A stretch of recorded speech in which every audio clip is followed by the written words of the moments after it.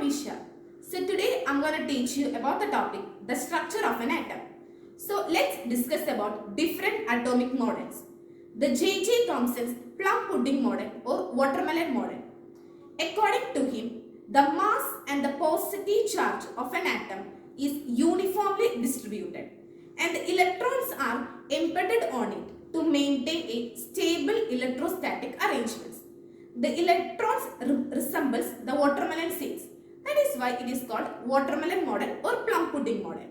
It has some limitations because it cannot explain the reasons of the later experiments.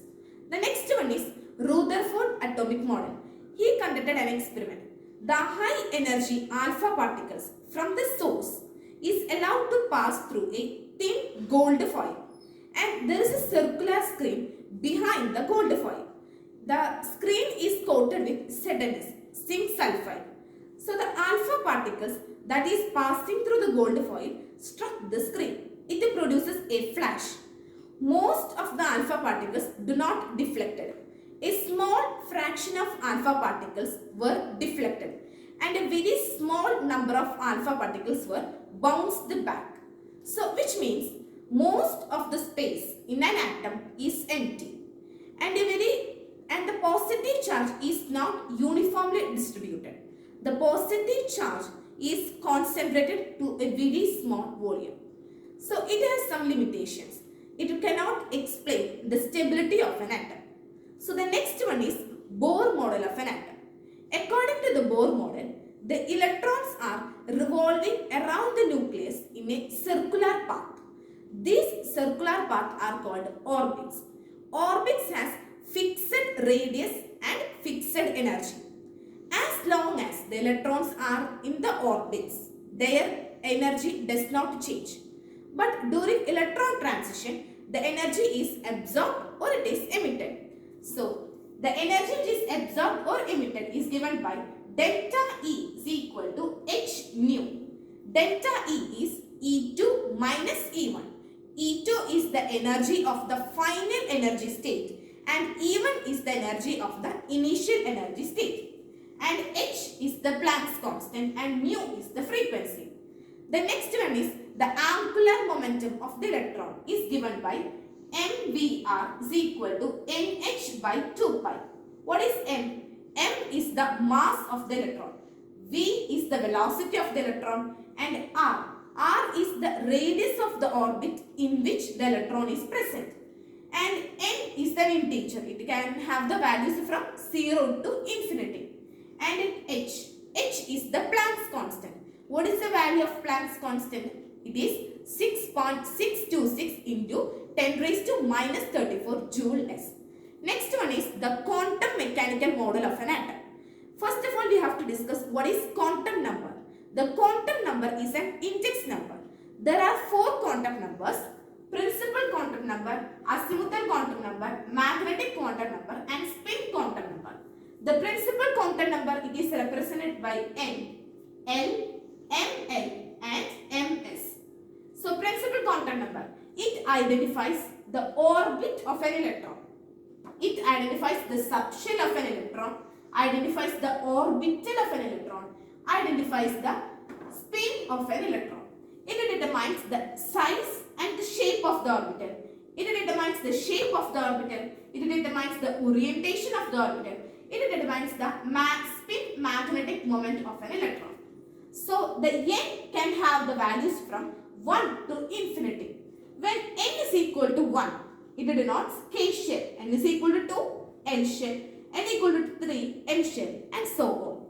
Then the azimuthal quantum number L. L can have the values from 0 to n minus 1. What is the n? N is the principal quantum number. When L equal to 0, S subshell, L equal to 1, P subshell, L equal to 2, D subshell, L equal to 3, F subshell and so on.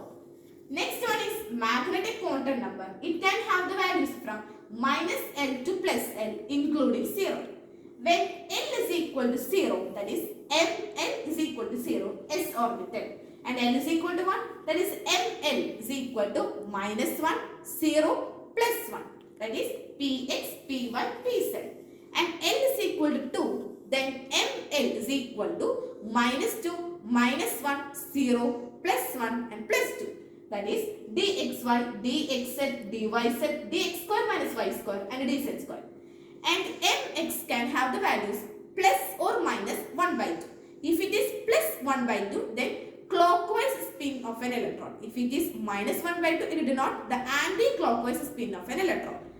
So the S subshell has a shape of a spherical symmetrical shape, that is like this. And P has dumbbell shape, that is Px, Py, Pz. And D has double dumbbell shape. Dx square minus y square, dz square, that these are axial. It is along the axis. Okay. And dxy, dxz, dyz, they are non-axial. So that is about the shape of the subshells. Now the electrons are filled in the subshells or in the orbitals in the increasing order of their energy. So what is the increasing order of energy? 1s, 2s, 2p, 3s, 3p, 4s and 3d. So there are three rules. First one is the Aufbau principle. According to Aufbau principles, the electrons are filled in the orbitals in the increasing order of their energies.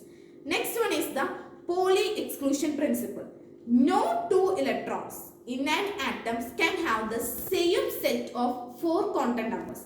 It means in an orbital, it can have the maximum number of 2 electrons. Orbital can have maximum number of 2 electrons.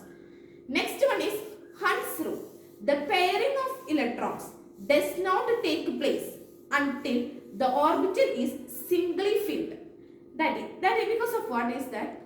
Half filled or the completely filled configuration is more stable. So that is all about the structure of an atom. In the structure of an atom, the electrons is revolving around the nucleus.